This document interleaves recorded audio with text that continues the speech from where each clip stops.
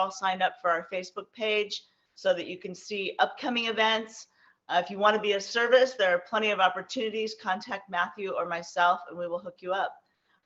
Again, thanks you guys for coming, and thank you to our speakers for being willing to come and share their experience, strength, and hope. I know that Zoom has been difficult for some of us, and this is one of the true blessings of Zoom, to get to be able to meet and listen to people and fellowship with people that we don't normally get a chance to fellowship with on a regular basis. So thank you for coming. Thanks, guys. Awesome. Thank you so much, Laura. All right. Sorry, I was getting stuff up on YouTube there. All right. We open up our meetings with readings from our basic texts. Let's see who we got up first. We've got Alex up first reading Who is an Addict? I'm going to ask to unmute you. I'm going to screen share. And there we go. My name's Alex. I'm an addict. Alex. Who's an addict? Most of us do not have to think twice about this question. We know our whole life and thinking was centered in drugs in one form or another. The getting and using and finding ways and means to get more. We live to use and use to live. Very simply, an addict is a man or woman whose life is controlled by drugs. We're people in the grip of a continuing and progressive illness whose ends are always the same: jails, institutions, and death. Awesome. Thank you so much, Alex. Next up, we've got Maya. Let's get you unmuted here. And there you go. Hey family, I'm an addict. My name's Maya. Maya. The Narcotics Anonymous program. NA is a nonprofit fellowship or society of men and women for whom drugs have become a major problem. We are recovering addicts who meet regularly to help each other stay clean. This is a program of complete abstinence from all drugs. There is only one requirement for membership: the desire to stop using. We suggest that you keep an open mind and give yourself a break. Our program is a set of principles written so simply that we can follow them in our daily lives. The most important thing about them is that they work. There are no strings attached to NA. We are not affiliated with any other organizations. We have no initiation fees or dues, no pledges to sign, no promises to make to anyone. We are not connected with any political, religious, or law enforcement groups and are under no surveillance at any time. Anyone may join us regardless of age, race, sexual identity, creed, religion, or lack of religion. We are not interested in what or how much you used or who your connections were, what you have done in the past, how much or how little you have, but only in what you want to do about your problem and how we can help. The newcomer is the most important person at any meeting because we can only keep what we have by giving it away. We have learned from our group experience that those who keep coming to our meetings regularly stay clean. Thanks for Awesome. Thank you, Maya.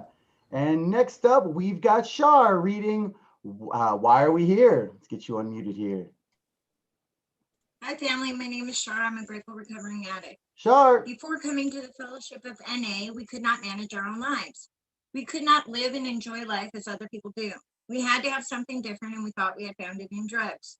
We placed their use ahead of the welfare of our families, our wives, husbands, and our children. We had to have drugs at all costs. We did many people great harm, but most of all, we harmed ourselves. Through our inability to accept personal responsibility, we were actually creating our own problems. We seemed to be incapable of facing life on its own terms. Many of us realized that in our addiction, we were slowly committing suicide. But addiction is such a cunning enemy of life that we had lost the power to do anything about it. Many of us ended up in jail or sought help through medicine, religion, and psychiatry. None of these methods was sufficient for us. Our disease always resurfaced or continued to progress until in desperation we sought help from each other in Narcotics Anonymous. After coming to NA, we realized that we are sick people. We suffer from a disease from which there is no known cure. It can, however, be arrested at some point, and recovery is then possible. Thank you for letting me read. Awesome. Thank you so much, Shar. All right. And next up with How It Works, we've got Mark. Go ahead and get yourself unmuted there, brother. Mark, get it. Mark. How it works. If you want what we have to offer and are willing to make the effort to get it, then you are ready to take certain steps. These are the principles that made a recovery possible. 1, we admitted that we were powerless over our addiction, that our lives had become unmanageable. 2, we came to believe that a power greater than ourselves could restore us to sanity. 3, we made a decision to turn our will and our lives over to God, or the care of God as we understood him. 4, we made a searching and fearless moral inventory of ourselves. 5, we admitted to God, to ourselves, and to another human being the exact nature of our wrongs. 6, we were entirely ready to have God remove all these defects of character. 7, we humbly asked him to remove our shortcomings. 8, we made a list of all persons we had harmed and became willing to make amends to them all. 9, we made direct amends to such people wherever possible, except when to do so would injure them or others. 10, we continued to take personal inventory, and when we were wrong, promptly admitted it. 11, we sought through prayer and meditation to improve our conscience contact with God as we understood him, praying only for knowledge of his will for us and the power to carry that out. 12, we, having had a spiritual awakening as a result of these steps, we tried to carry this message to addicts and to practice these principles in all our affairs. This sounds like a big order, and we can't do it all at once. We didn't become addicted in one day, so remember, easy does it. There's one thing more than anything else that will defeat us in our recovery. This is an attitude of indifference or intolerance towards spiritual principles. 3 of these that are indispensable are honesty, open-mindedness, and willingness. With these, we are well on our way. We feel that our approach to the disease of addiction is completely realistic, for the therapeutic value of one addict helping another is without parallel. We feel that our way is practical, for one addict can best understand and help another addict. We believe that the sooner we face our problems within our society and everyday living, just that much faster do we become acceptable, responsible, and productive members of that society. The only way to keep from returning to active addiction is not to take that first drug. If you're like us, you know that 1 is too many and 1,000 is never enough. We put great emphasis on this, for we know that when we use drugs in any form or substitute one for another, we release our addiction all over again. Thinking of alcohol is as different from other drugs has caused many addicts to relapse. Before we came to NA, many of us viewed alcohol separately. We cannot afford to be confused about this. Alcohol is a drug. We are people with a disease of addiction who must abstain from all drugs in order to recover. Awesome. Thank you, Mark. And next up, we've got Becca reading the 12 traditions. I'm Becca. I'm an addict. Hey, Becca. We keep what we have only with vigilance, and just as freedom from the individual comes from the 12 steps, so freedom from the group springs from our traditions. As long as the ties that bind us together are stronger than those that will tear us apart, all will be well. 1, our common welfare should come first. Personal recovery depends on NA unity. 2, for our group purpose, there is but one ultimate authority, a loving God as he may express himself in our group conscience. Our leaders are but trusted servants, they do not govern. 3, the only requirement for membership is the desire to stop using. 4, each group should be autonomous, excepting in matters affecting other groups or NA as a whole. 5, each group has one primary purpose, to carry the message to the addict who still suffers. 6, an NA group ought never endorse, finance, or lend the NA name to any related facility or outside enterprise, lest problems of money, property, or prestige divert us from our primary purpose. 7, every NA group ought to be fully self-supporting, declining outside contributions. 8, Narcotics Anonymous should remain forever non-professional, but our service centers may employ special workers. 9, NA as such ought never be organized, but we may create service boards or committees directly responsible to those they serve. 10, Narcotics Anonymous has no opinion on outside issues, hence the NA name ought never be drawn into public controversy. 11, our public relations policy is based on attraction rather than promotion. We need always maintain personal anonymity at the level of press, radio, and film. 12, anonymity is the spiritual foundation of all our traditions, ever reminding us to place principles before personalities. Understanding these traditions comes slowly over a period of time. We pick up information as we talk to members and visit various groups. It usually is until we get involved with service that someone points out that personal recovery depends on NA unity, and that unity depends on how well we follow our traditions. The 12 traditions of NA are not negotiable. They are the guidelines that keep our fellowship alive and free. By following these guidelines in our dealings with others and society at large, we avoid many problems. That is not to say that our traditions eliminate all problems. We still have to face difficulties as they arise, communication problems, differences of opinion, internal controversies, and troubles with individuals and groups outside the fellowship. However, when we apply these principles, we avoid some of the pitfalls. Many of our problems are like those that our predecessors had to face. Their hard-won experience gave birth to the traditions, and our own experience has shown that these principles are just as valid today as they were when these traditions were formulated. Our traditions protect us from the internal and external forces that could destroy us. They are truly the ties that bind us together. It is only through understanding and application that they work.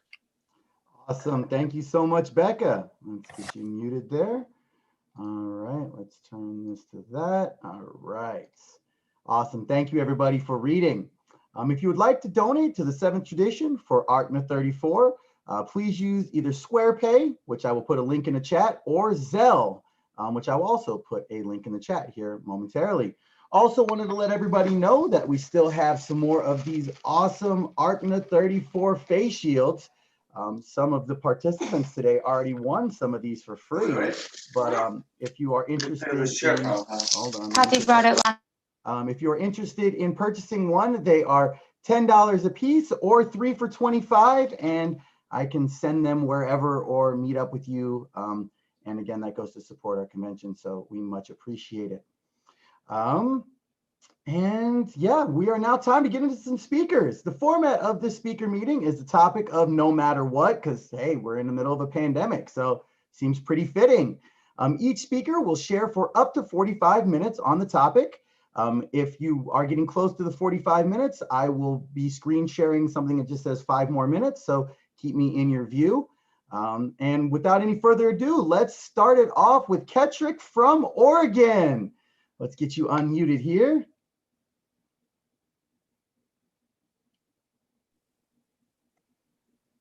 Hi guys, I'm Ketrick and I'm an addict. Hey Ketrick. Thanks for allowing me to share my experience, strength, and Matthew and Laura. I appreciate you guys a lot. Thank you very much.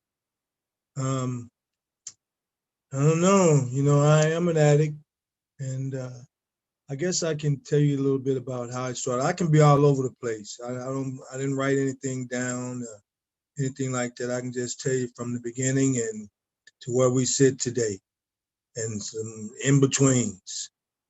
And it doesn't differ from, I'm an addict, so I've done and been a lot of places where we all go as addicts. And, I was born in Missouri, St. Louis, Missouri, was raised in Illinois, in East St. Louis, Illinois. And that lifestyle was pretty criminal, pretty gangsterisms, and all of that lifestyle. That's kind of where it started for me, my addiction, but it kind of started in the form of money for me. I was addicted to money, and I wanted things before my parents were willing to get them for me, and was raised with both my parents and didn't really want for anything. I just wanted things a little quicker than they were willing to give them to me. So I can remember, like, in the 12th grade, I wanted a car, and my dad said, when you graduate from school, we'll buy you a car. I didn't want to wait, so I started selling drugs, and that was part of the seed was planted as far as the addiction for me. I wasn't raised in a home with addiction. It was just my choices, and that's how I come to believe, and I'm firm and I'm huge on choices, because everything that has occurred in my life has been around my choices, good, bad, different, or indifferent. It's been about choices. And so I lived that lifestyle in St. Louis, East St. Louis, Illinois, and I'm going to run through it a little bit, the lifestyle of rich and famous, some big time drug dealer. That's who I was going to be. I didn't have dreams. I never dreamed about anything. So it went on, crazy as it was, my friends getting killed and going to jail and what have you. And I don't know, I think my bringing me to Oregon was like my mom sent me to Oregon to stay with my uncle. I never knew Oregon was a map. It was on the map. I never heard of Oregon in high school. I never knew it was, where's Oregon at? Never heard of it. So I come to Oregon. I was still a senior in high school. So I came to Oregon, I did high school, and mind you, I'm coming from 100% blackness to Junction City, Oregon. Might have been 3 colored folks in the town. Now it's one of them. I adjusted kind of well, except for it was real slow for me. I went to school, played all sports, and woke up one morning, I went back to St. Louis and back to that lifestyle. And, you know, for the fast life, people dying, getting killed, going to jail. And I was tired of that lifestyle. So I called my uncle and I came back to Oregon. I don't know, I think I was in my late 20s. I come back to Oregon and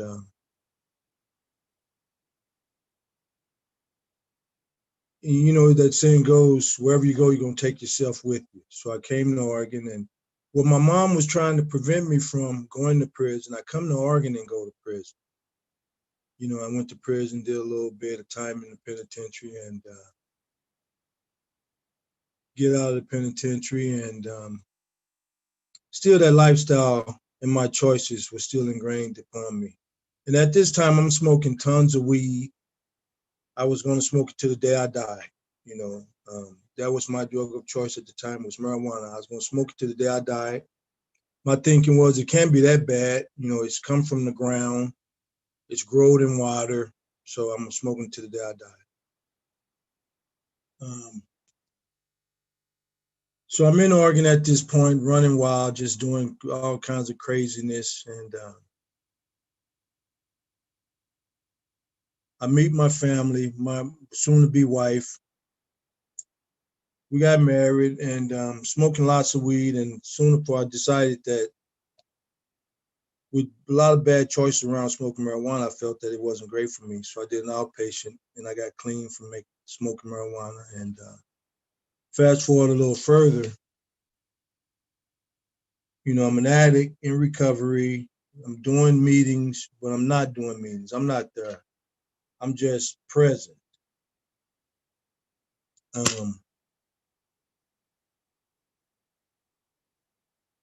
So at one point in my recovery, in this life, not recovery, but my abstinence, I get clean from the marijuana. I had a friend who smokes cocaine. He never wanted to leave the house, and I was over there one day, long story short, and I said, let me have some. Lo and behold, that's where it started for me. I started smoking cocaine. I loved it. And at this point, I didn't want a relationship with no women. I'm married. I didn't want my woman. One thing I wanted was that crack pipe. And so that's what I did for the next, I don't know, 4 or 5 years, whatever. I smoked cocaine. And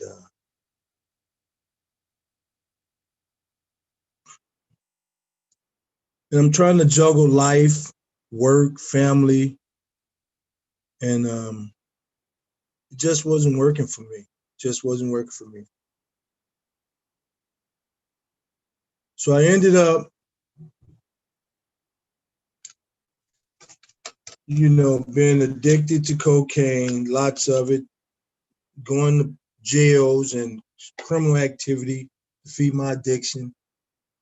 And man, it's a little rough for me right now. And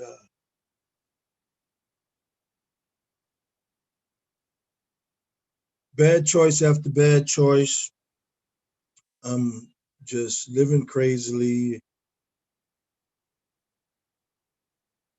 So this family, my wife and my kids, you know, after I had gotten married, my wife and my kids, they were all a part of my addiction. And I get clean. Let me back up for a minute. I'm still on parole at the time when I'm trying to get clean. So I don't know what to do. So I go to my parole officer and I speak about, you know, being addicted to drugs and I need some help. Because prior to that, they put me in the 1145 program, which was an alcohol and drug treatment facility. So he's going to put me in there to get some help. But I have to sign some forms that I'm in violation of my parole so I can get in this inpatient treatment program at the jail. I did that. Did the whole program. I get out of the program. I wasn't honest. I haven't been honest throughout none of this, mind you. You know, I wasn't honest in the program. I just didn't want to go to prison because I was on my way back to prison for some criminal activities, you know, bad checks, stealing, buying, receiving, whatever it was. I was on my way back to prison. I didn't want to go to prison. So this was a way for me not to go to prison. And I admitted that I was addicted to cocaine and I needed some help. It kept me out of prison. And I did what they wanted me to do within reason to finish the program. I'm not being honest. I just didn't want to go to prison. I love smoking cocaine. So we fast forward a little bit further. I get out of the program.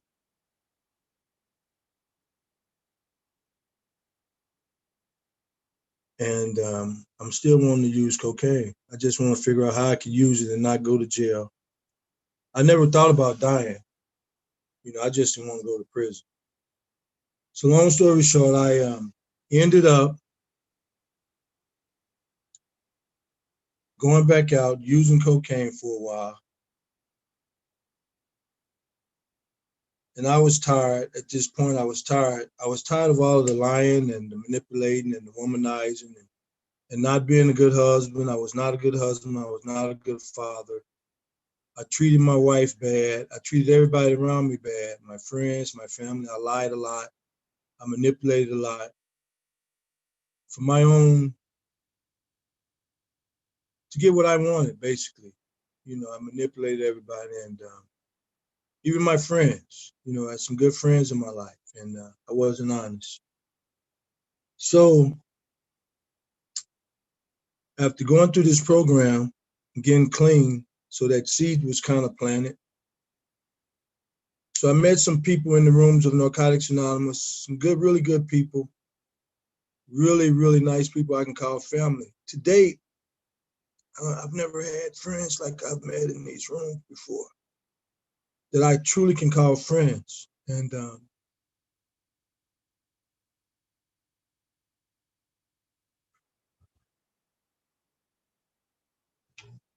so when at this point in my recovery, I decided to get clean and I wanted to stay clean because of the friendships that I had met. I didn't want to lose these friendships. I know that if I chose to use, I would lose these friendships, basically.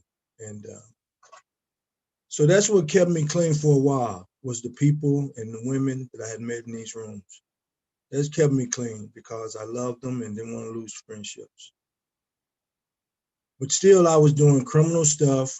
I just was not using. I wasn't working no program. I was showing up, looking good, the whole nine, being dishonest for a long time. I was dishonest and going to meetings and lying and not being honest with my sponsor, my family, my friends. Just dishonest all the way around, womanizing, cheating on my wife, and not being a good father or a good friend.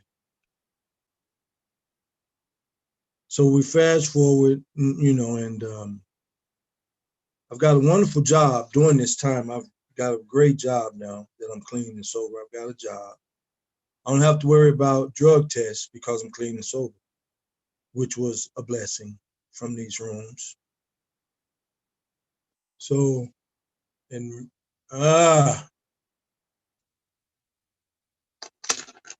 so I'm doing the program, just being abstinent. And I don't know, I think at this time I might have 5 or 6 years clean. And I'm thinking about, no, not that much time clean. I think I had like some months or close to some months clean. And I made a choice to pick up that I wanted to just take a hit. Nobody would know but me and God. That hit lasted a week. I was out there for a whole week when I decided to do that one hit. And I couldn't stop on my own. I couldn't stop using. So I called some friends that I met in the rooms and told them where I was at and if they would come get me. And I also informed them that I had called the dope man too. So whoever gets here first, that's kind of who I'm going to roll with. And I thank God for, his name's Bill and her name's Danielle. They came and got me. And Bill tells this story how he took me to his house and he didn't know what to feed me because I don't eat meat. So he fed me bread and cheese sandwiches for however long.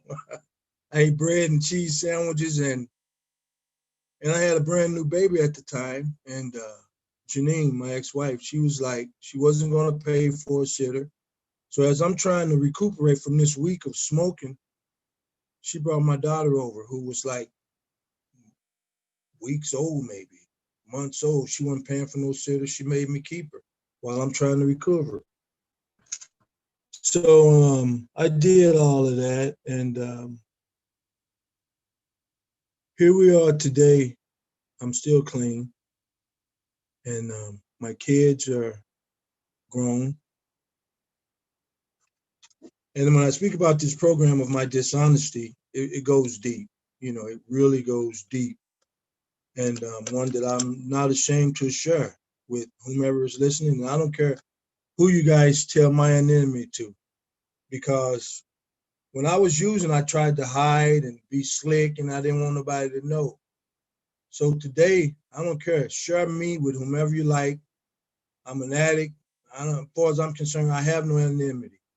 Tell the world, because that's going to keep me clean and sober, you know, along with my choices, that you guys know who I am. That keeps me from trying to be slick.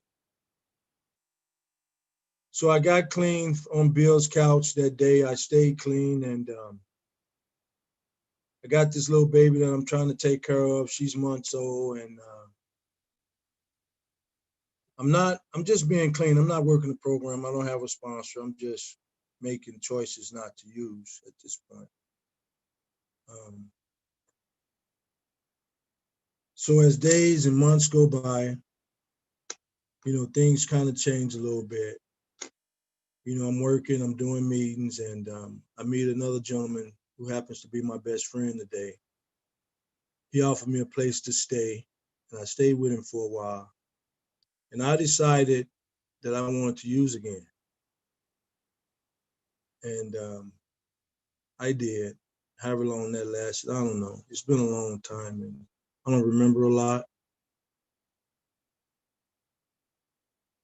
So that ended. That staying at his house ended because he's an addict, and he didn't want to jeopardize his recovery because I'm using. So long story short,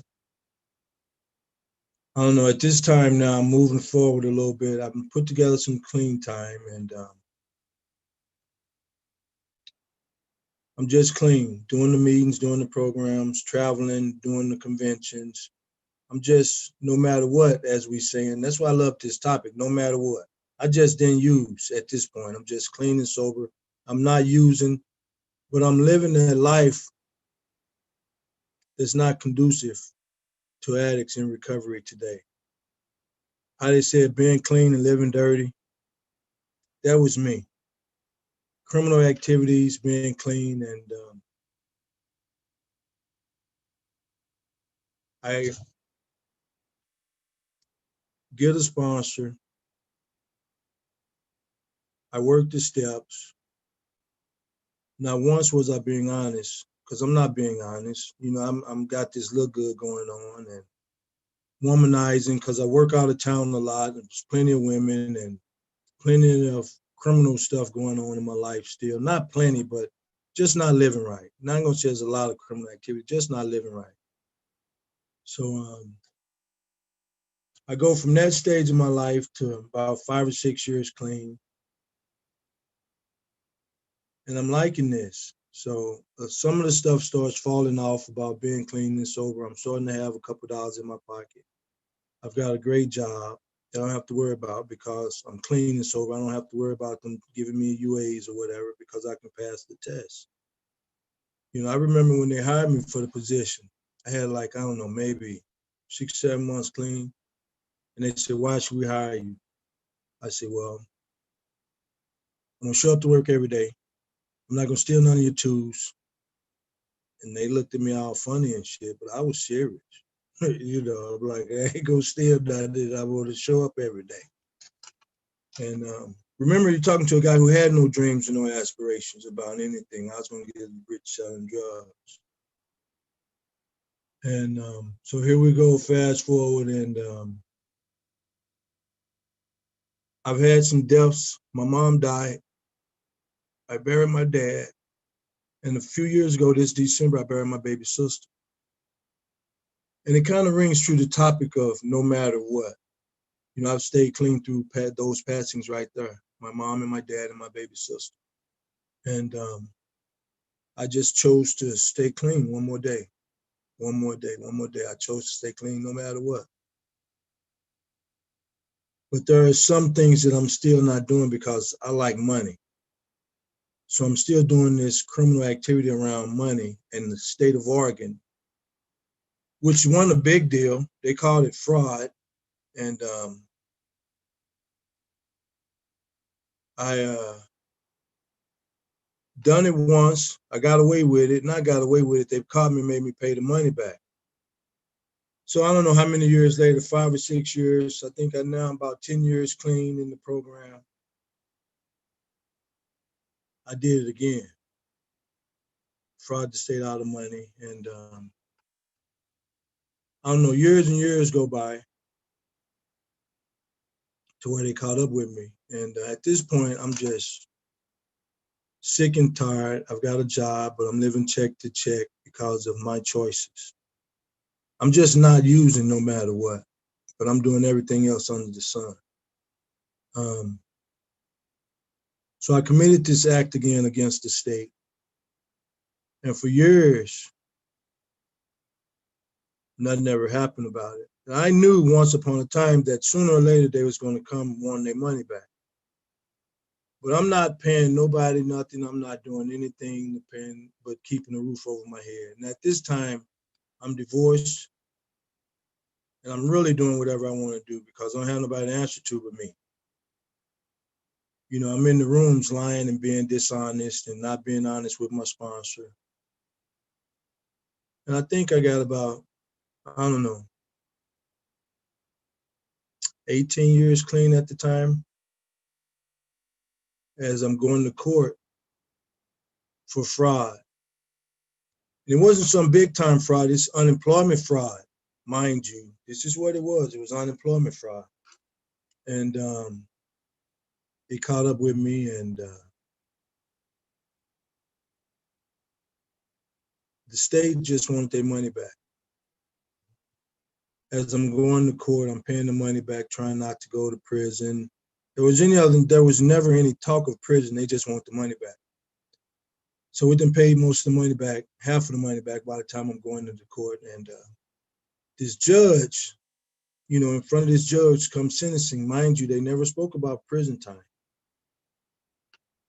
I'm in front of this judge with like, I don't know, at the time, maybe 18 years clean. And I'm doing H&I.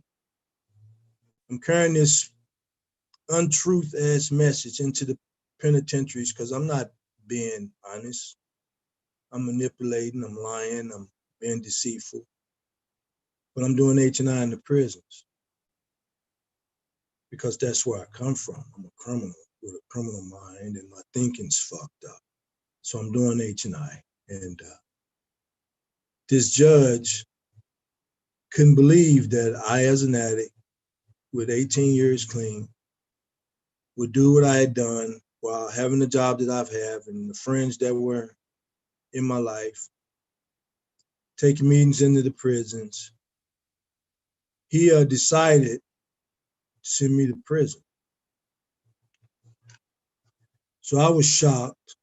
I didn't know what was going on. So this is with 18 years clean. I got sentenced to the penitentiary for, and I did a little over a year in the Oregon State Penitentiary for fraud.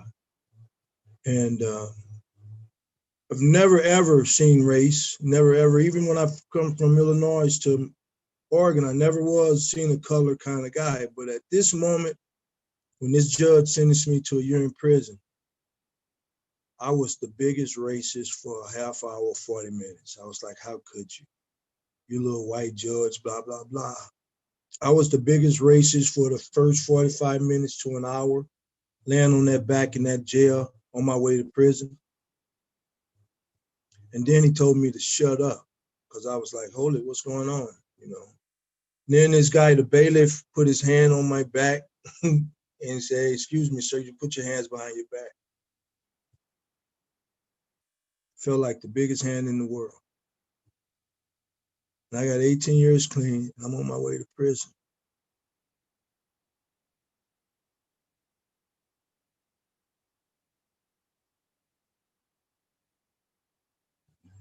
So as I'm laying there in prison, on my back in the county jail on my way to prison, I kind of got a moment, clarity about why I was really there. And it was my God getting my attention all over again. Because up until that point, I'm just making bad choice after bad choice. I'm just not using, no matter what. I'm just not using, but I'm doing everything else under the sun. But my life was so out of control. But I had this little good going on.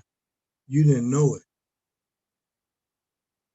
And I had a job, I had a home, and all the things that we want to have being clean and sober.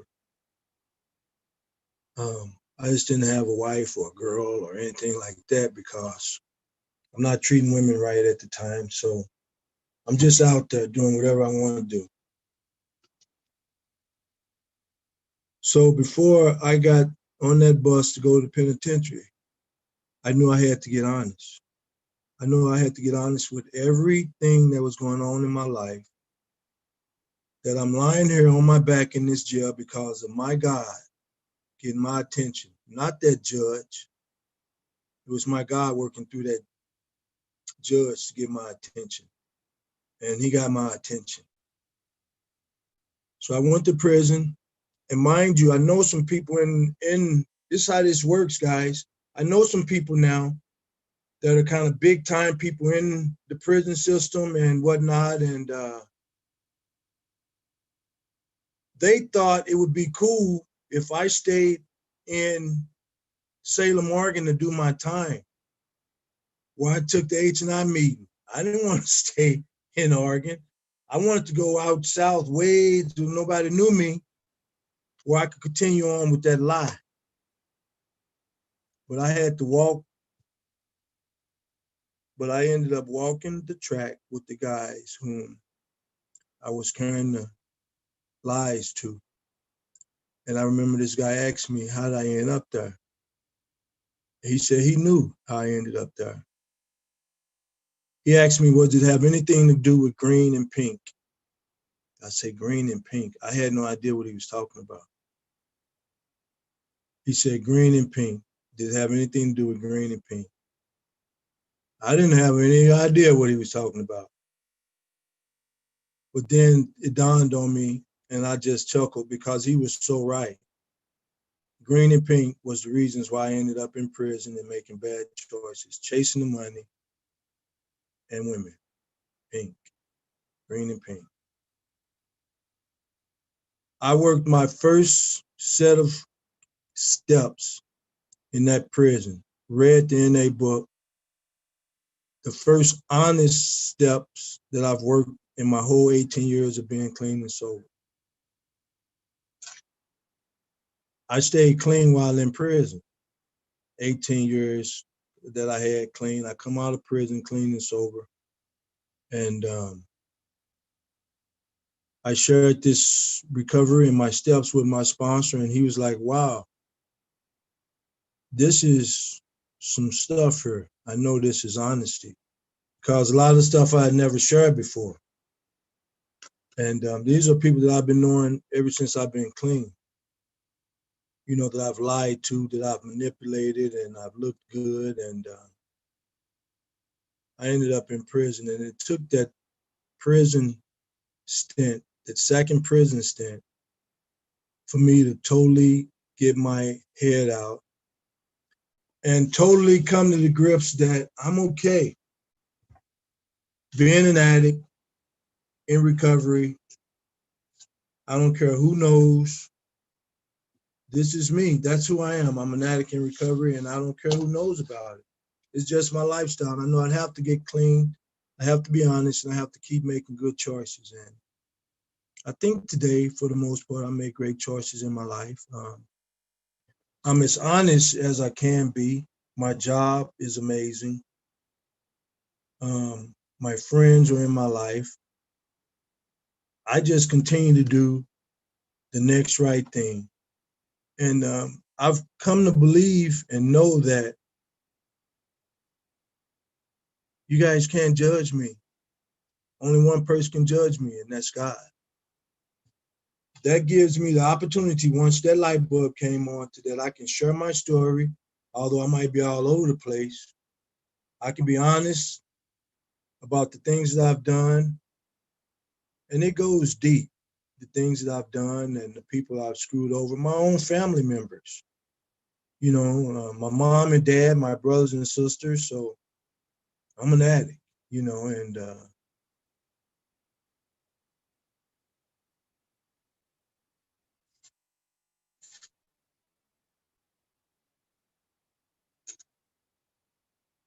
I am so grateful for you guys in these rooms, because I believe that I'm right where I'm supposed to be. I'm not supposed to be dead. I'm 56 years old.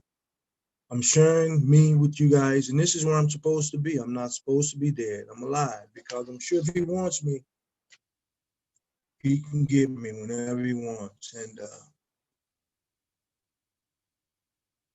I don't have anything to hide. So, I kind of joke about my safes, my home. Ain't no secrets under my beds or in my safes. If I was to pass, it's a clean home and it's a clean life. And I make great choices. And no matter what, I have not used.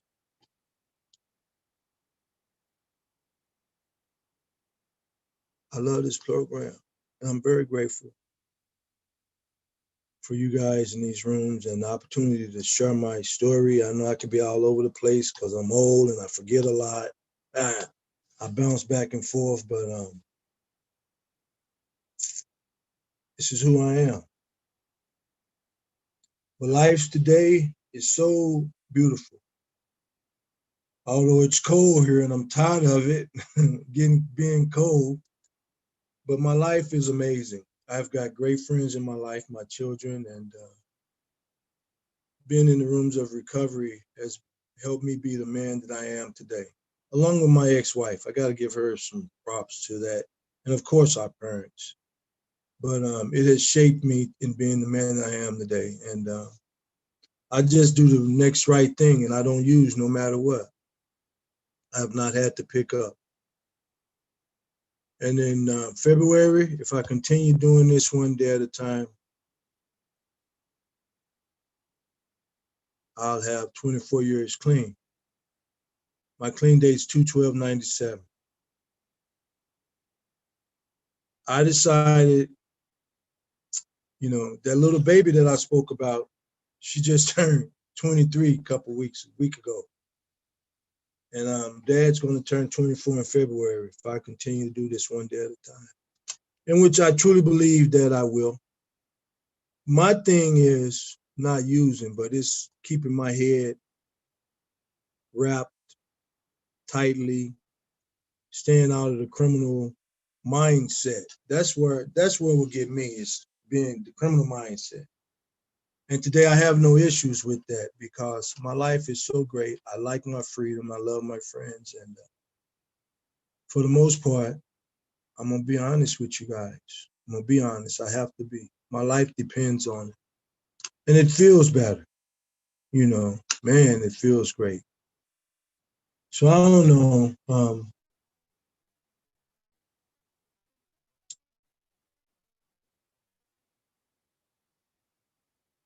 I'm sure once I'm done, I'm like, dang, I should have said this or I should have said that. But got any questions? I'm an open book.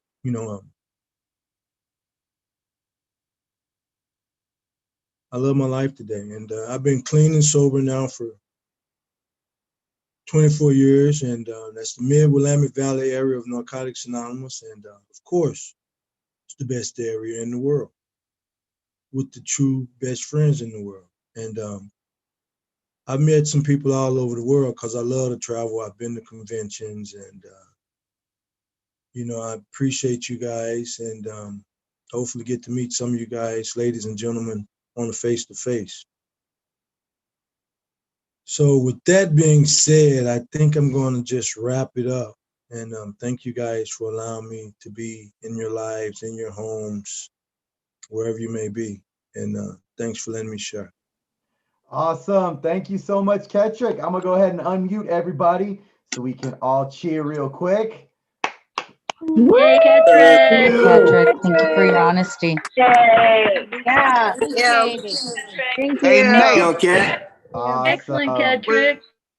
Thank you so much. All right. Next up, coming all the way from Texas, we've got Cencelia P. Let's get you unmuted here. I think I'm unmuted. There you go. Awesome, awesome. Good evening, family. My name is Cencelia P. I'm a grateful recovering addict. It's a good day to be clean. Any day this addict stays clean, it's truly, truly a miracle. And I get to hang out with a lot of recovering addicts every single day. I get to do it when I make a meeting. I get to do it because you guys are the center of my life. And I get to do it because it's a gift that I got from God. And because I hang out with miracles quite often, my best friends are recovering addicts, right? I live an extraordinary life. And for that, I'm truly, truly grateful. And it's not something I take for granted. You know, the It Works How and Why in the 12th step, it talks about the extraordinary evolution that we go through as recovering addicts as a result of working the steps. And I tell you, it's a long way from being stuck and not being able to stop using, you know. So I want to thank you guys for inviting me to share my experience, strength, and hope. It's never something that I take for granted, right? Because every addict has a message. An adequate one day clean has a message. So the fact that you guys asked me to come and share at your event, it's something that I hold near and dear to my heart. If you guys would just allow me to take a moment of silence, and if you would do the same, I would like to ask you to ask your higher power to come into this meeting, to come into my mind, and to come into yours so that the message that I carry will help at least one addict. If I can help one addict today, then my time will be well spent, other than me. So a moment of silence, please.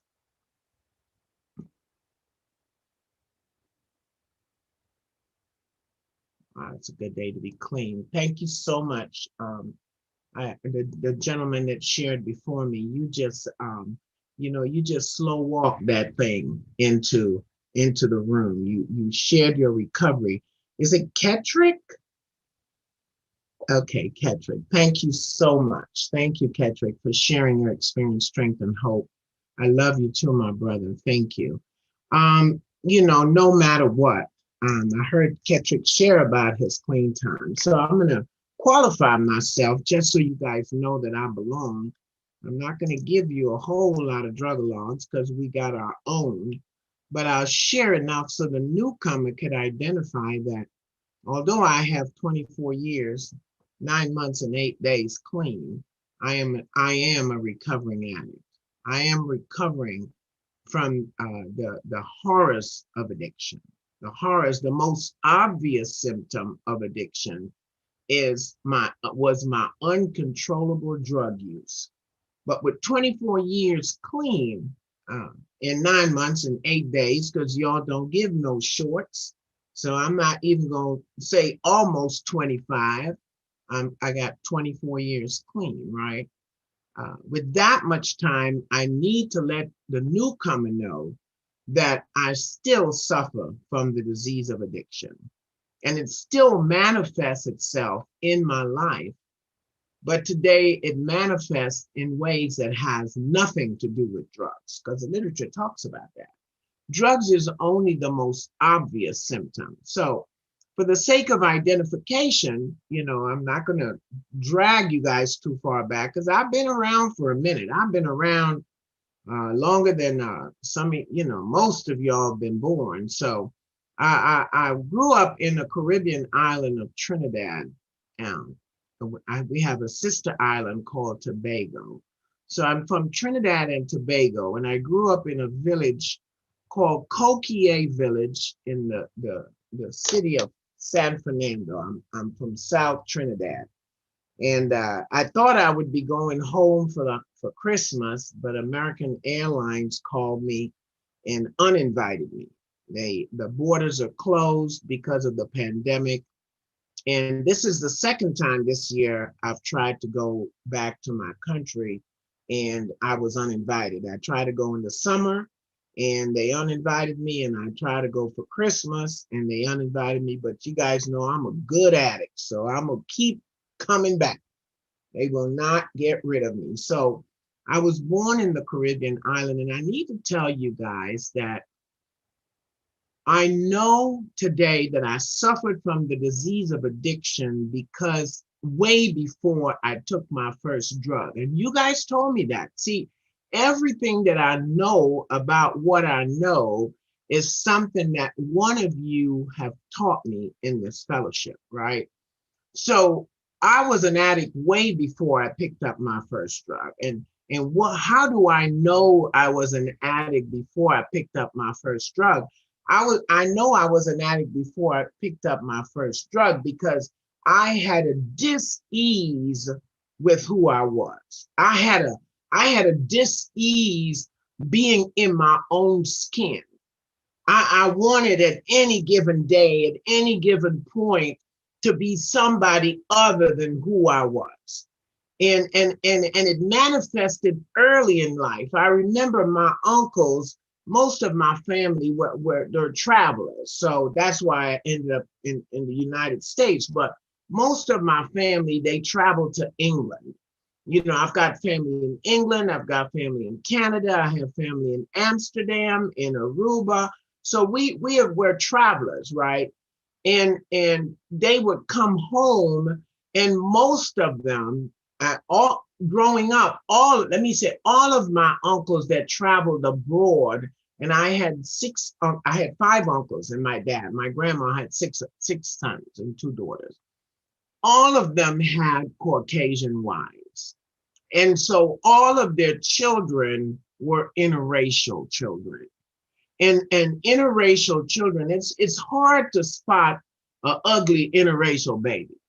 And I don't say that to be disparaging, because no baby is really ugly, because they are the closest thing that we can see to God on any given day is when you see a baby, because a baby doesn't have all of the hangups and the isms and the misinformation that we have as adults. They are taught that along the way by the parents in their lives, by the environment they live in, by the exposure that they get or they don't get. So all of my cousins from abroad, whether they were coming from England or they were coming from Canada, they were interracial. And what I saw were these beautiful children that were naturally tanned, and they had curly hair, and some of them had colored eyes, but they, I didn't really know, we didn't really operate from a black-white thing. I didn't know about prejudice or racism. We studied about the African slave trade, the triangular slave trade in the Caribbean, but it wasn't a big deal. It was just academics, because when I'm growing up in Trinidad, all of the politicians, the doctors, the lawyers, the teachers, they're Black just like me, right? They were either Black or they were East Indian or they were Chinese. That was the population of people that I grew up with. So I didn't understand the dynamics between Blacks and whites. So growing up, I'm seeing all these beautiful children. They were my family. They were beautiful in my eyes because they weren't dark-skinned like I was.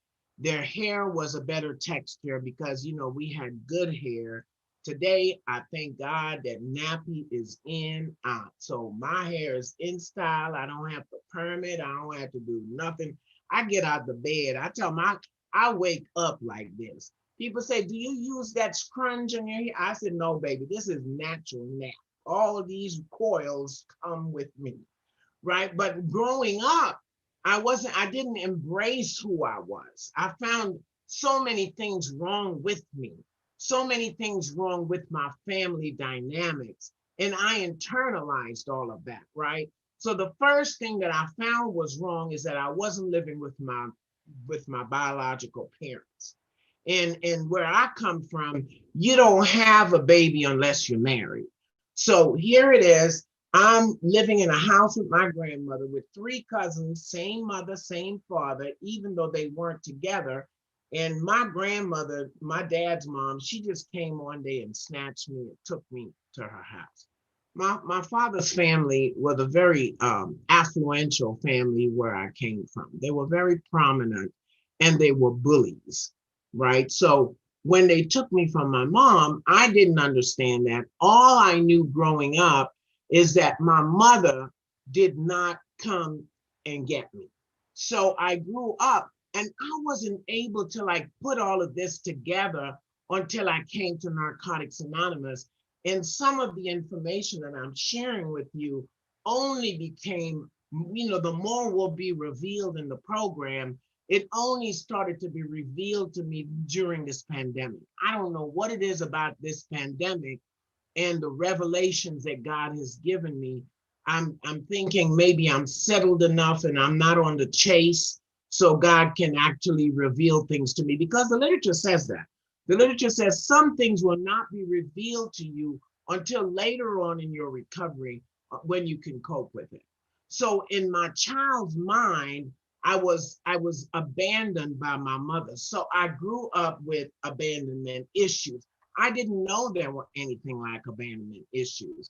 And if you asked me last year this time, I would tell you that I don't have any abandonment issues because I hadn't tapped into it. As we keep coming back, more is revealed. So I'm growing up feeling like Orphan Annie because I'm in this home. My mother is dark skinned. She has short hair. And I'm growing up in a household with 3 cousins that are siblings, a girl and 2 boys. 2 of them are in Canada. Well, one died last year, and the other brother got deported back to Trinidad. He was a bad boy, too many drug cases. But I'm growing up and I'm not feeling a part of.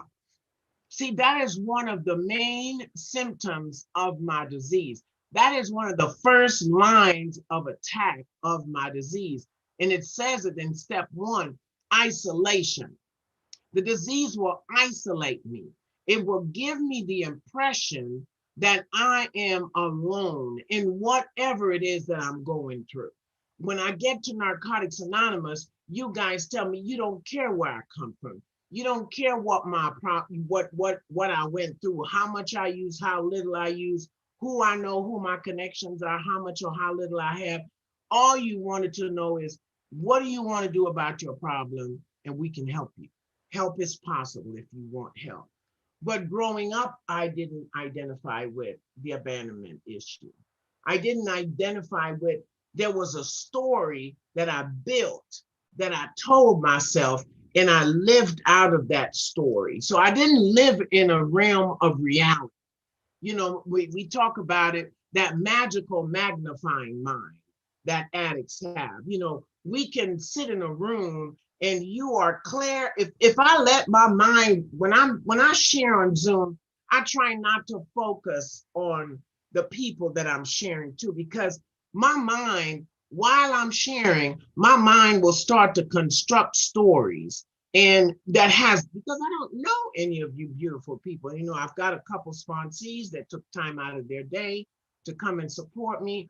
But my mind can create a story that has nothing to do with reality, and I will hang out in that story. That's why in the 4th step, it talks about clearing up the confusion and the contradiction about the lies I tell myself about myself. See, I don't have to even get to lying about you.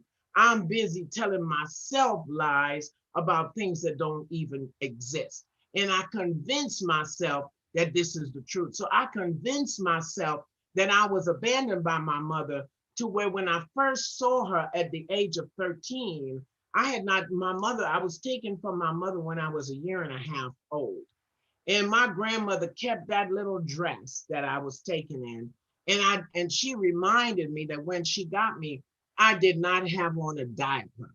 And she got me and she kept this little dress and she showed me that yellow dress with that little elephant applique on the front. And that was my gratitude dress. It's like, you need to be grateful because this is where I got you from, and you didn't even have on a panty. My grandmother reminded me of that. So I grew up with this idea of being abandoned. I'm Orphan Annie. I wasn't treated well, and I continue to live out of that. I continue. Never mind the fact that my grandmother was one of the most prominent people in my village. I still had the orphan child mentality. I still had the abandoned child mentality. And I grew up and I built walls around me to protect me from a story. And so living through that story, I began to experiment with drugs at what I was about 9 years old. I remember my aunt in the backyard, she had this Rastafarian. In my country, you know, dreadlocks, they call it designer dreads in America. You know, it's a hairstyle. Where I come from, it's a religion. People who are Rastafarians are religious people, and they have certain things that certain practices. And one of their practices is they smoke a lot of marijuana. So my aunt had this tenant that was a Rastafarian, and he was a dealer.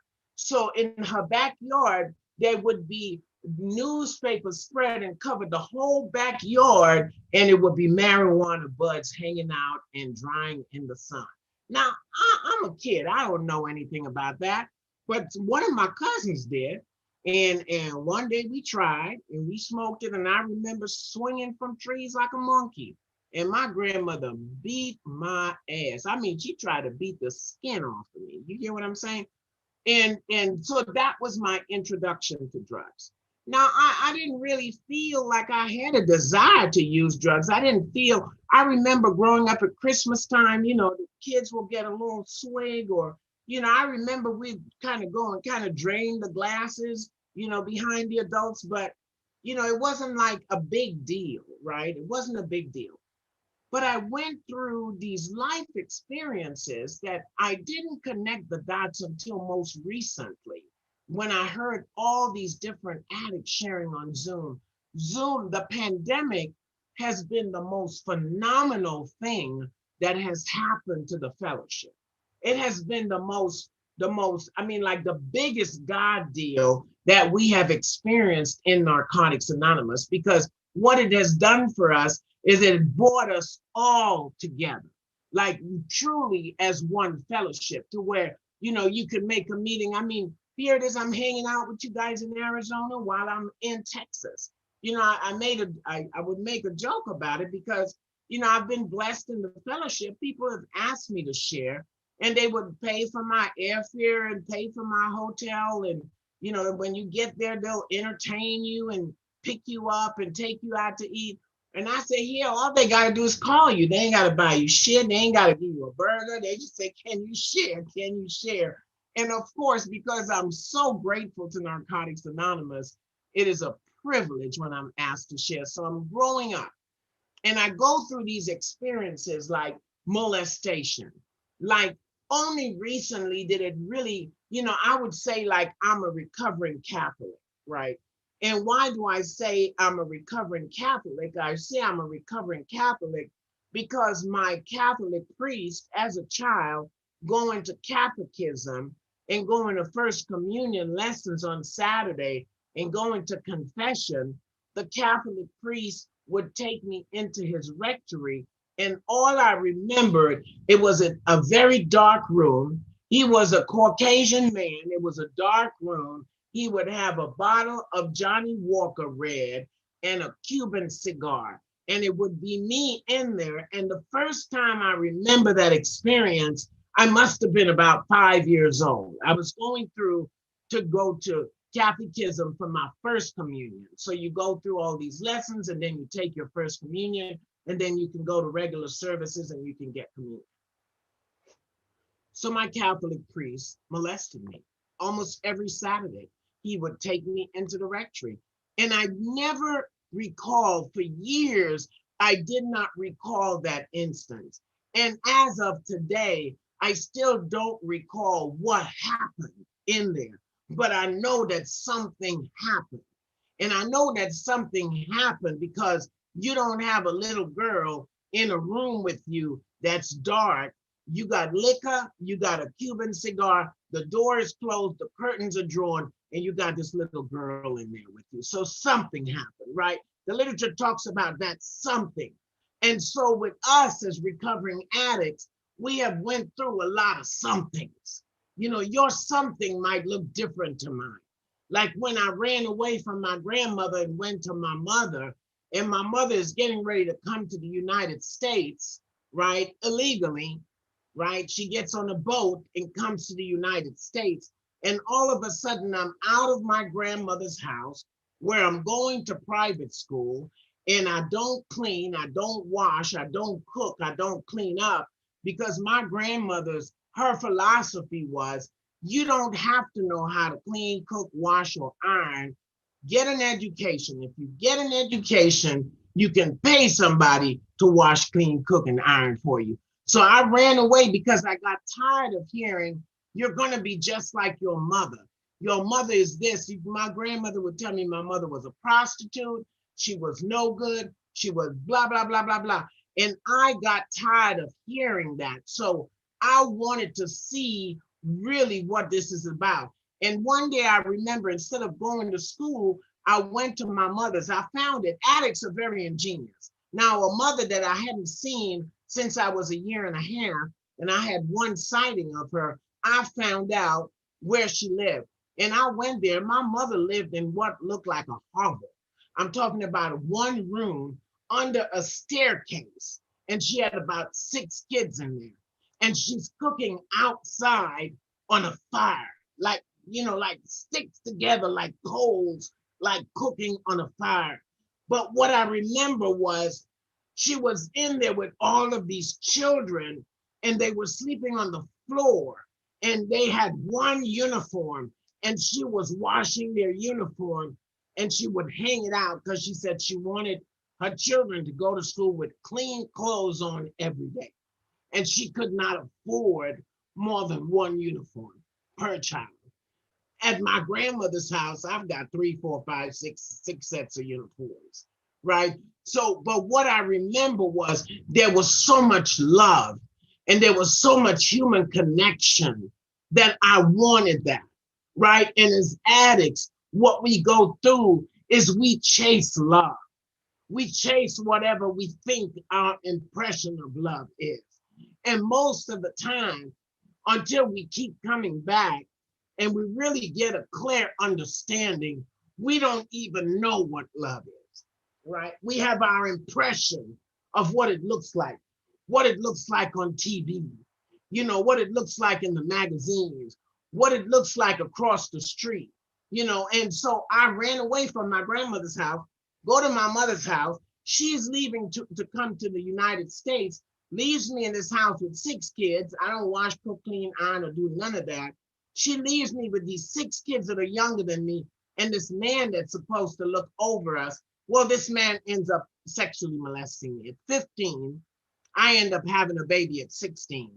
Now, in the Caribbean, when you're born, when you're from a good family and you get pregnant, they send you away because they don't want you to embarrass the family, right? They send you away, and most of the time, they give the kid away to some family member, and you come back like you've been out of town visiting, and you pick up your life where you left it.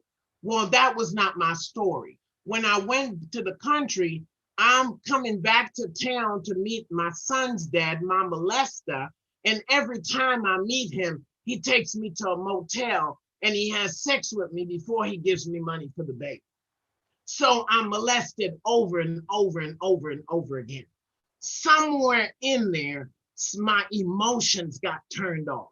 Somewhere in there, a survival skill kicked in and I detached from my emotions. So I don't know if there's anybody in this meeting that can relate to being detached from your emotions to where you really don't get involved on a deep level emotionally, because you don't know how much of a risk it's going to be to really care about someone. So I'm just giving you like a background of what happened to kind of put together this broken human being. Because the literature says that Narcotics Anonymous, through the steps, it puts the pieces, our pieces back together again. So I somehow, to exist, I started, like experimenting, smoking a little pot here, a little pot there, having a drink here, a drink there. I mean, it really wasn't a huge problem for me. So fast forward, I come to the United States. I'm 19 years old. The child is back in the country in my country with his dad. I'm living in America. I come to America. I'm so excited about coming to America because my Prince Charming was blonde hair and blue eyed. And he was blonde hair and blue eyed because all of my uncles had wives that were Caucasian and they had beautiful children. So my Prince Charming was going to be blonde hair and blue eyed, and he was going to sweep me away, and we were going to live happily ever after and have some pretty Caucasian babies, interracial babies. Well, when I get here and my feet hit the ground in New York, the movie Roots just got through showing. So when I get here, Roots just got through showing, and I get here and I find out Black people are calling white people peckerwood, honky.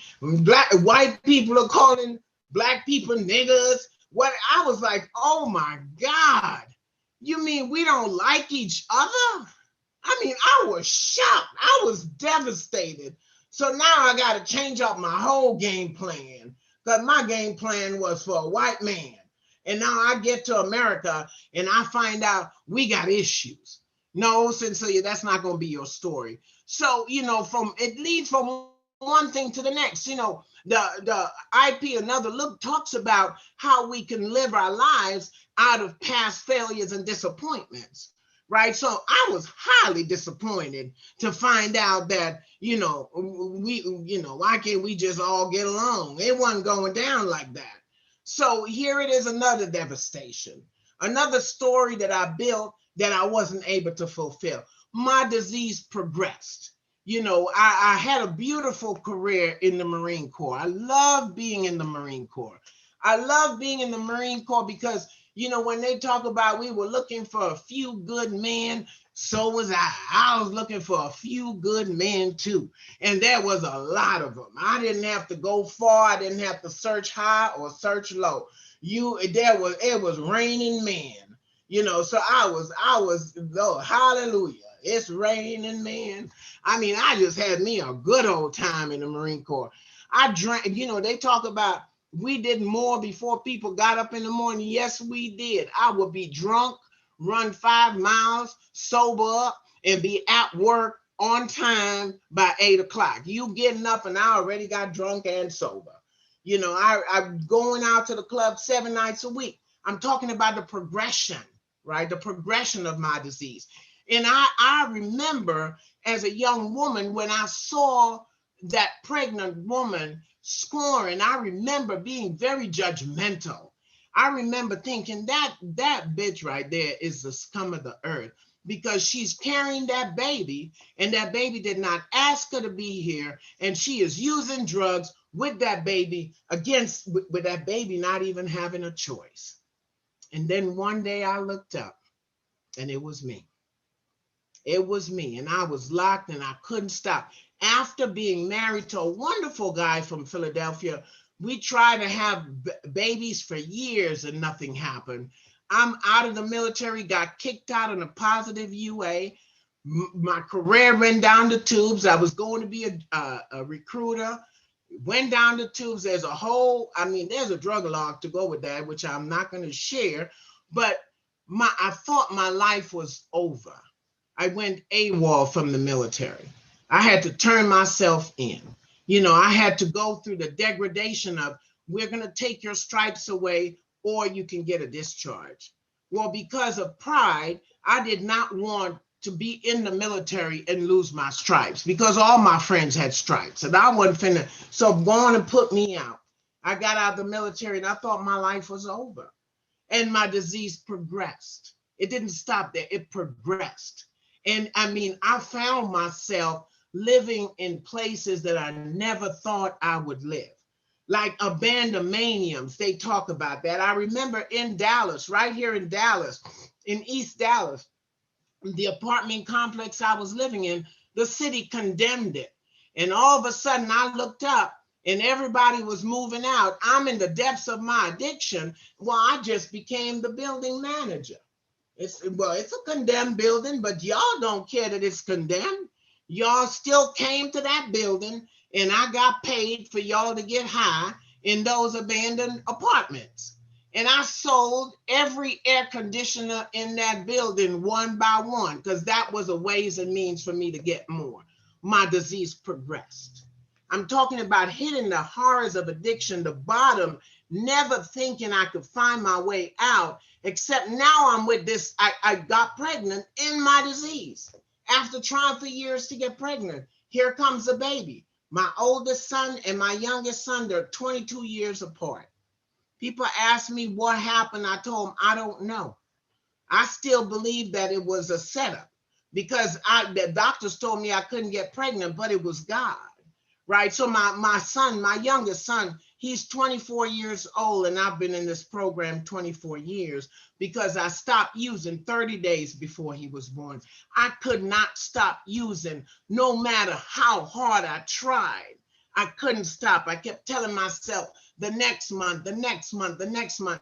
If there are any women that are on this meeting that got high in there with their child in their bellies, they understand the pain that a mother feels when you take that hit and your baby just kicks and kicks because now the baby, and that's why when we circle up and I say that prayer, I say the prayer for the addicts that's suffering inside and outside the circle.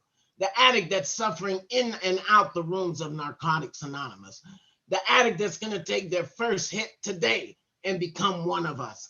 The addict that's gonna take their last hit and die today. And the baby that's born without a choice. Because my 24-year-old was born without a choice. He used for the first 8 months of his life every day. He had no choice, because his mother was a full-blown addict. But I'm telling you, by the grace of God, I found this fellowship, right? So in 24 years, a lot of things have happened that made using a good idea. When I got here, I got clean in California, and I remember getting clean in a place called Whittier, California. I went to a recovery house called Foley House. And when I lived in LA, so people in LA call Whittier Whittier. They called it Whittier, California, because it was predominantly Hispanics and Caucasians that lived there. My son at 6 months old as a baby was the first time he saw another person that was Black besides me. And I'm telling you, that 24-year-old today, I think he still has an identity crisis. He still doesn't know he's Black. But I know at 6 months, he looked at me and he looked at that little boy and he looked at me and he looked at that little boy and I said, baby, don't you worry, you're Black too. Because my son, and he still, as of today, my son doesn't really identify with African Americans because he feels when he gets in, their culture is so different than the way he was raised. But I'm saying that to say that I'm so grateful that in Narcotics Anonymous, you guys don't care if I'm Black, yellow, white, or blue. You guys don't care if I'm a Republican or a Democratic. You guys don't care if I'm Catholic, Baptist, Jewish. You don't care what I am, what my denomination is. All you want to know is how can we help you with your problem? Do you want us to help you? Because if you want us to help you, help is possible. And if you want our help, the first thing we could tell you is that You never have to use again, no matter what. You never have to use again, even if you feel like you want to. You still don't have to use. So a lot of no matter what have happened to me during the process of being in this process, right? Like the first time as a newcomer, I go to work because, when you're new in this program, I got a baby, I got a job. You all tell me I need to be a productive, responsible member of society. All I had money for was my daycare, my rent, my phone bill, my car insurance, and something else. I think I had like 5 bills. I used to be able to count my bills on my hand, and the money I made was just enough to cover those bills. I remember coming home from work one day and my door was kicked in. I used to buy hot shit, but on that day, I stopped buying hot shit because I knew on that day, my TV was hot. On that day, I remember feeling so violated and so despondent because not only did they come in and take my stuff, like I had just bought my little cordless phone, they went in the closet and took the box out the closet so they could sell the phone as new. I remember feeling so violated and despondent because my apartment was broken into. I didn't have any extra money. I didn't know how I was gonna get this, and this back. But by the grace of God, I didn't have to use over that. The longer you stay clean, bigger things will happen, because the one thing about being clean in Narcotics Anonymous, being clean does not take away life on life terms, right? Like my mother dying, like my brother dying, like losing jobs, like relationships ending. Life on life terms is gonna happen, right? I remember being new in the program and working the steps. And when I got to step 9, I remember being so afraid of how am I going to manage this student loan, because I barely have money to pay my bills. I remember like when I had $500, you guys taught me about like prudent reserve, right? So I remember as a newcomer, when I had $500 in the bank, man, it felt like I was a millionaire. I was sitting on top of the world. All my bills were paid and I had $500, because you guys taught me prudent reserve. Set a little something aside, Cencelia. Set a little something aside so when a rainy day comes. But, when you go through things like, my son became paralyzed. He was 9 years old. He was in school playing football, got knocked down, spine pop, end up paralyzed. I'm talking about being clean in the program as a single mother, having to go to work every day, and you've got this son that he was a big boy. He was a football player, a big boy, is paralyzed, and I got to pick my son up to use the bathroom. I got to feed him because he was totally paralyzed on one side. I remember the doctor telling me he'd probably never walk again. I remember the despondency. I remember having to pick him up and put him in the bed, pick him up and put him, my back went out. I remember having to give up my job because I couldn't go to work because I had to take him to the doctor's appointment. I ended up losing my home that I bought as a first-time home buyer. As somebody new in the program, I lost my home. I had to file bankruptcy. I ended up having to move out of the suburbs into the hood, where I bought my mother this little 1-bedroom sugar shack, a little shotgun house. And me and my son had to live there because that's all I could afford. When I filed bankruptcy, they said you couldn't have 2 cars, you can't have 2 houses. They started stripping stuff away from me. But you know what? I had Narcotics Anonymous to hold on to. You guys told me you don't have to use no matter what. You guys will come out and be supportive. I'm telling you, for the newcomer, get in the center of the herd. If you don't feel like you belong in Narcotics Anonymous, you need to get in the center of the herd. You need to get in the center of us. You need to let us know you're here. If you come to NA, one of the most important things we do in Narcotics Anonymous is to share our experience, strength, and hope. And it doesn't matter if your experience, strength, and hope is that you're going through hard times. You're feeling despondent. You're feeling hopeless. You need to open your mouth and let somebody know, because there's power in sharing. And if you don't share where you're at, nobody knows where you're at. The saddest thing that happens in Narcotics Anonymous is when we have members in this program and they come to meetings and they relapse or they leave, and we never knew they were here. We never knew they were here. That's that addict that slides in and sits in the back of the room and doesn't share and just come in. And then one day that addict disappears, and maybe one person will say, well, I wonder what happened to John. And the next person will be like, John who? And you'd be like, you know that guy, he would sit over there and he won't say anything. And they'd be like, I think I remember him, but John is gone. Our fellowship is lessened. And we didn't even know he was here because he didn't share. So I want to encourage the newcomer. I want to encourage anyone. If you're going through, this is where you share it. If you got good shit going on, this is where you share it. If you got bad stuff going on, this is where you share it. If you feel uneasy, you feel uncomfortable, you feel afraid, you feel concerned, this is where you share it. Anything that affects your spiritual condition is material for sharing. I don't care what it is.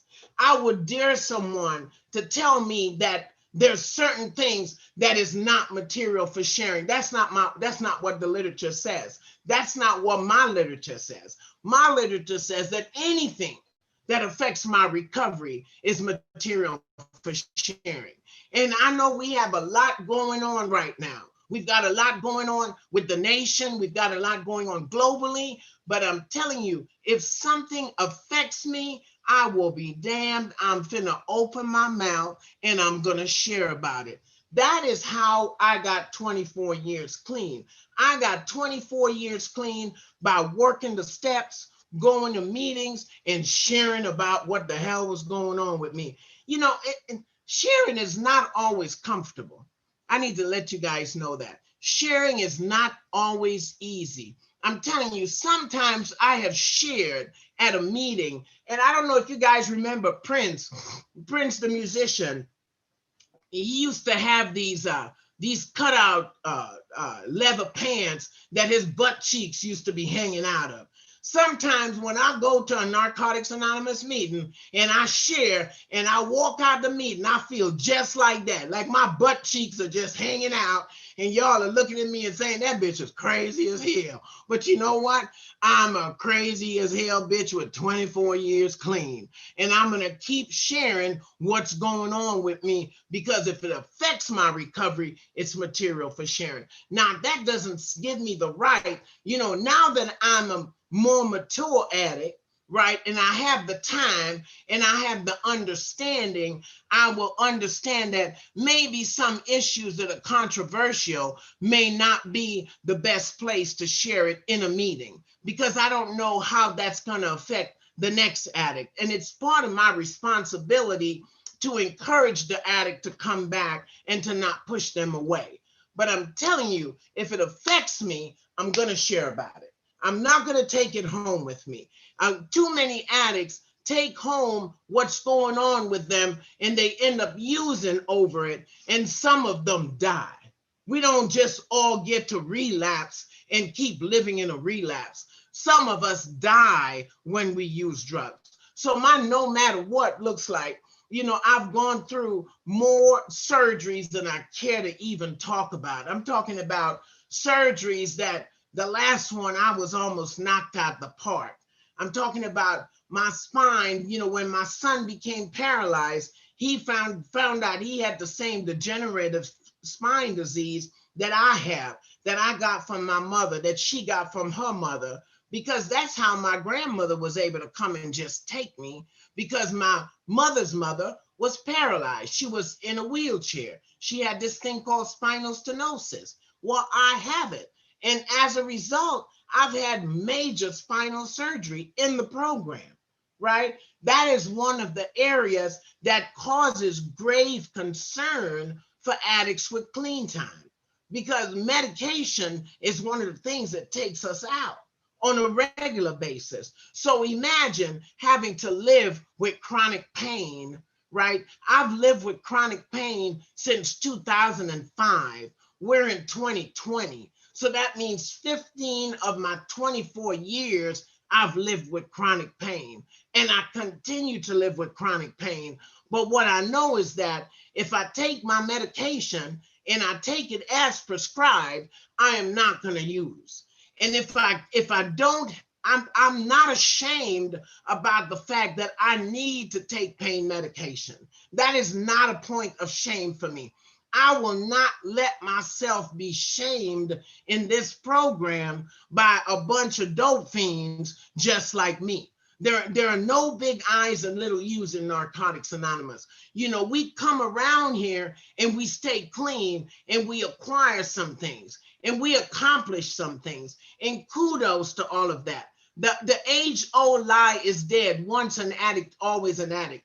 We become responsible, productive members of society. We become valued in our community, like being on school boards, you know, and being like a college professor and having my own business and, you know, having a choice as to where I live. You know, what I know today is that my net worth is not the same as my self-worth.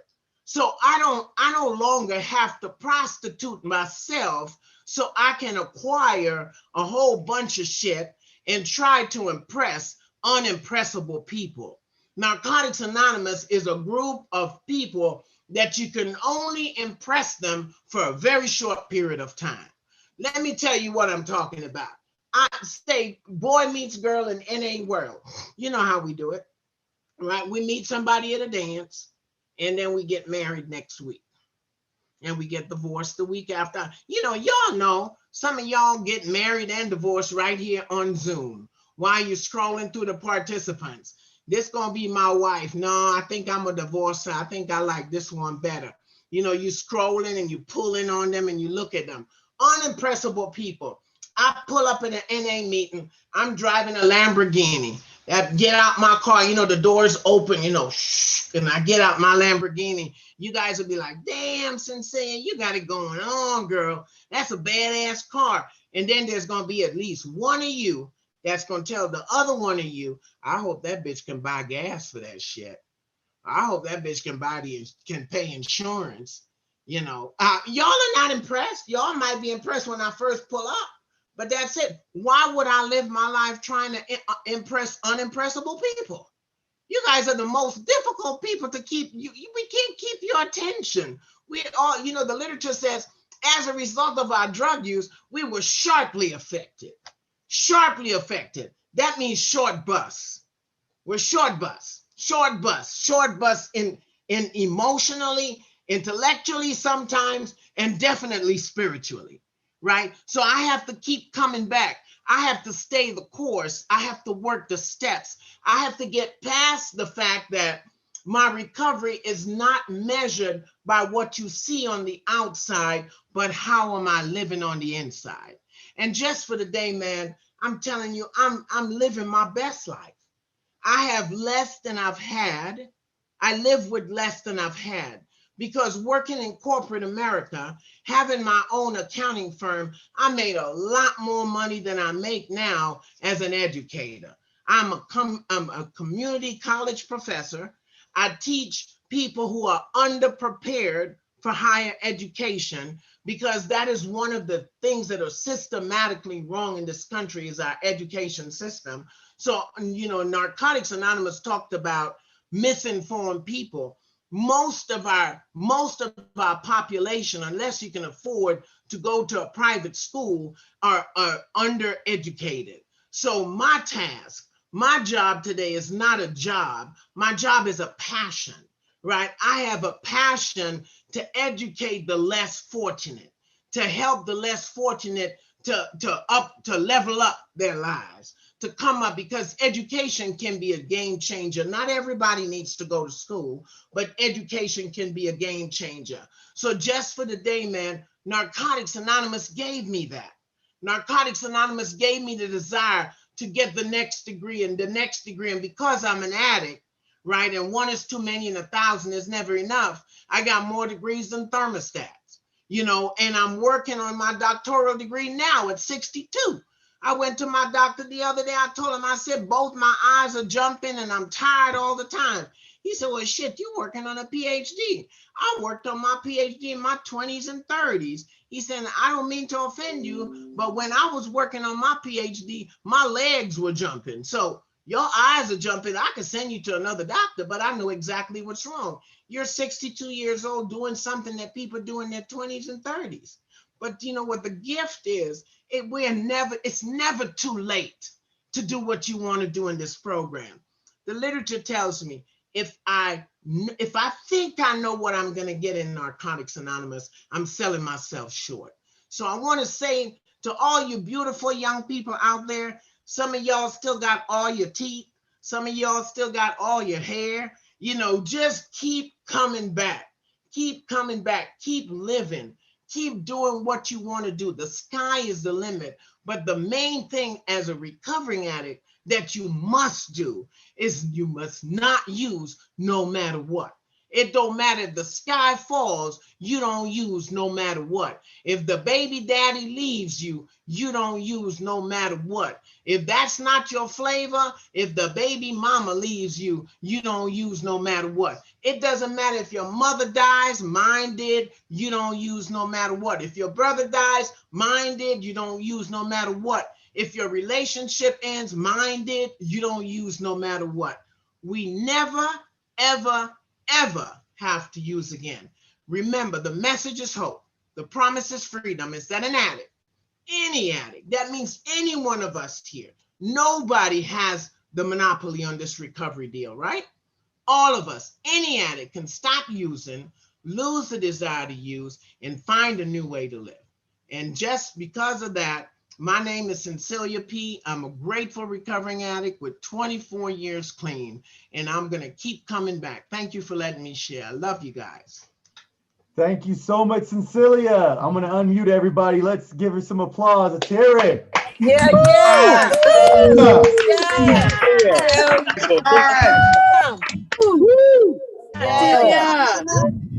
Awesome. All right. Thank you again, Cencelia. And thank you, Ketrick, for sharing your experience, strength, and hope. Great messages tonight. I really appreciate it.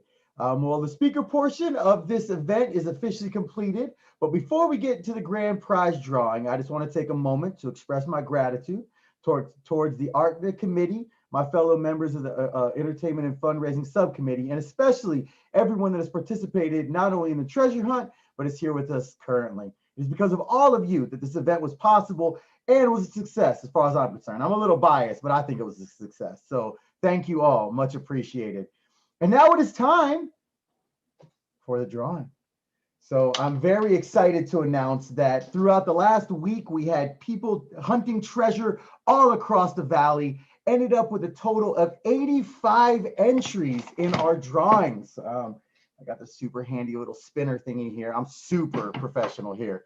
All right, and we actually had we had 3 members who participated in all 5 days of the treasure hunt. So immediately they win one of these awesome ARCNA 34 face shields. Shout out to Alex, Maya, and Shar, who all participated in all 5 days. And now it is time to get to the drawing. So the first drawing that we're going to be doing is for the full registration for ARCNA 34. What is ARCNA 34, you ask? ARCNA 34 is the Arizona Regional Convention of Narcotics Anonymous, taking place Memorial Day weekend at the Scottsdale Doubletree Hotel in Scottsdale, Arizona. Wow, I should read promos or something. So this first prize is for the full registration. We're also asking that whoever wins the full registration, they're not eligible for the second prize, since that will be for a regular registration, and you know, having 2 registrations is kind of overkill, and we want everybody to have a chance. So the first winner, the grand prize winner for a full registration is, drum roll please, Alex! Hooray! All right, Alex, well done. One of our super everyday attending there, the prize. So shout out to Alex. Now you've got a full ARCNA registration to go with that brand new Xbox, which I might break my quarantine rules and come over and play. All right, for our second prize, which is a standard registration for ARCNA 34, the winner is, no, that's just fun. I just want to keep spinning the thing. All right, the winner is Maya! Yay! All right, and let's get this thing closed back up here. And our third and final drawing, if I can close this, is for a ARCNA shirt and another face mask. Depending on, I don't know when the merchandise is coming out, but whenever it comes out, you will get one. And the winner is